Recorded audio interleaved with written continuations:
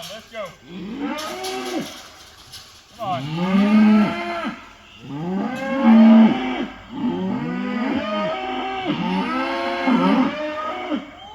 Come on. Come on. Come on. Come on here. Come on. Let's go. Come on here. Come on.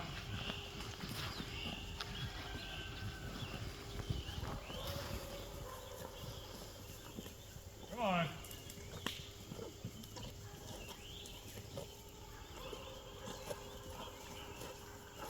That's good, girls and boys. That's good. Come on.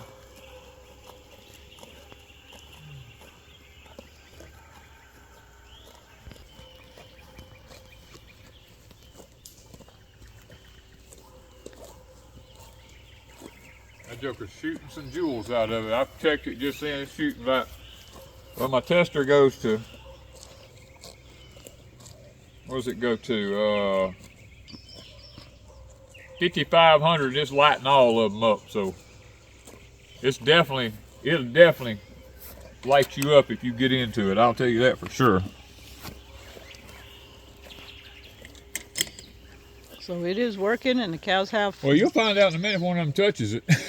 this new paddock to eat down till we get the other fence up. Yeah, I just hope if they go through it, they're in my corn. But we're just gonna hope that don't happen this morning. And we're only leaving them in just a short while. Yeah, I'll leave them in until they do more walking than they do eating. When they start doing more walking than they are eating, I'll take them out. But right now, they're in hog heaven. Cow heaven. Or cow heaven, whatever you want to call it. We decided to put the cattle ring around we have a water spigot out there, and we was afraid they might get to pushing their head against it and break it off, so we put the cattle ring around it. Yeah, because they like to play. Yeah, because my cows are happy cows. They just want to get rambunctious sometimes. Hello, Dolly. Look at these, boy, these babies. They loving that grass, and you hear them? Even the little ones. Sound like a lawnmower.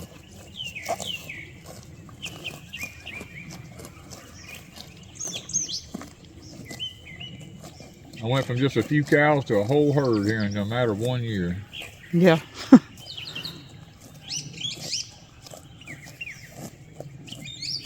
The babies will be the first one to touch it more than likely because they're the most curious. The mamas are just in it, or all they want to do is eat. So then, sooner or later, one of them babies will take off over there probably and just say, well, what is that white line over there? And he'll go over and stick his nose to it. Hopefully he goes backwards and not forwards. You got one curious one over there already. Usually your calves are your first ones to want to try something. Come on.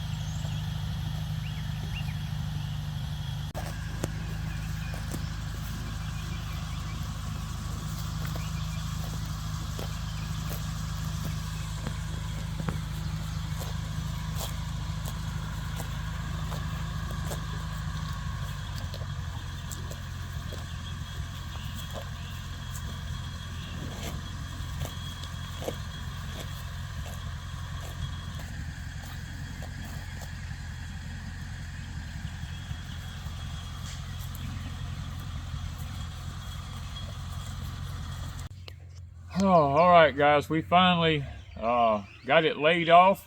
Ran into a couple of problems while I was laying it off with the fertilizer. This fertilizer you get now is just junk. I mean, I noticed there was just a little bit coming out the tube, and I kept adjusting the flow meter on it, and no more would come out. And finally it started piling up, running out over the sprockets and everything, and I kept cleaning it, and finally I realized I took it all off and took the rubber tube off of it.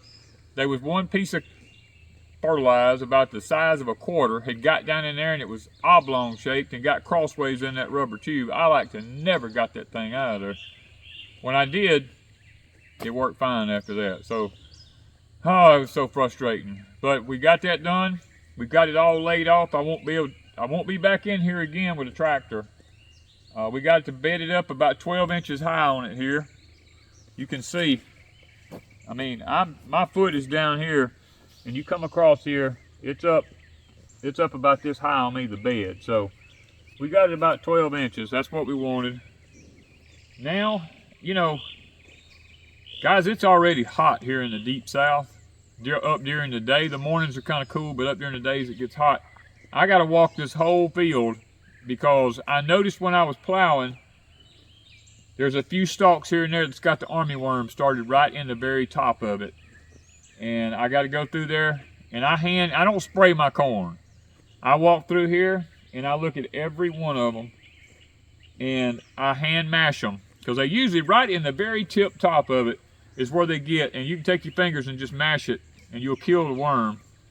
I done that last year, got rid of everything. We never had to spray a thing. It just means that for the next week, I'm gonna have to come out here every day, once a day, and I'm gonna have to walk through here, and I'm gonna have to kill the worms. And usually once I do that, from that point on, we don't have any more problems. It's just one of them things. Because this corn, I was skeptical about laying it off today because it's already taller than the tractor is. I know it doesn't look like it, but I don't know if Miss Wanda got it while I was plowing or not.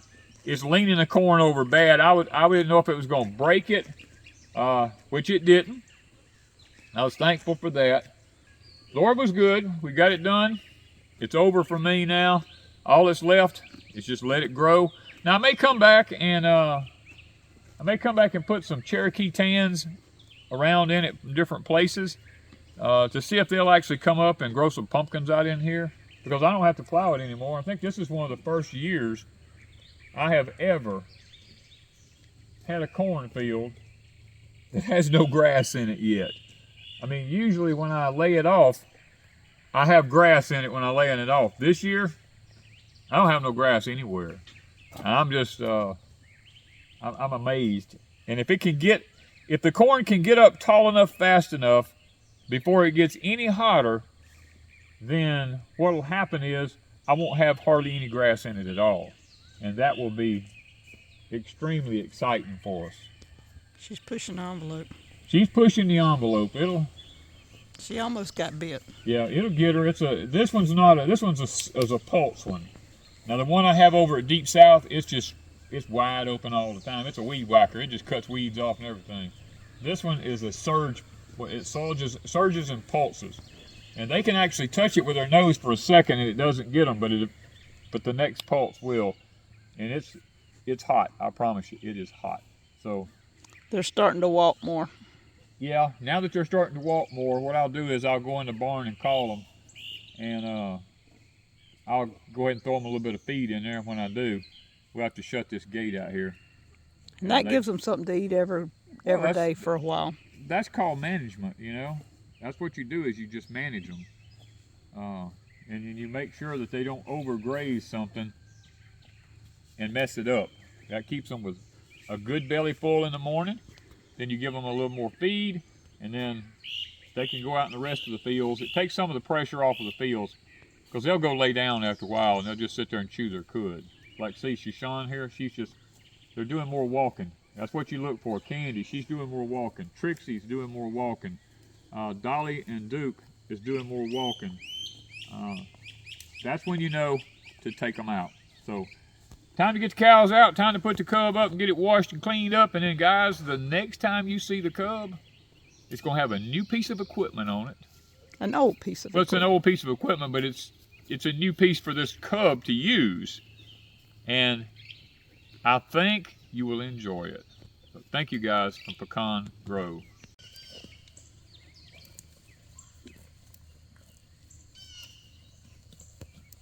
I mean, her head's hitting it. Oh, it got her then.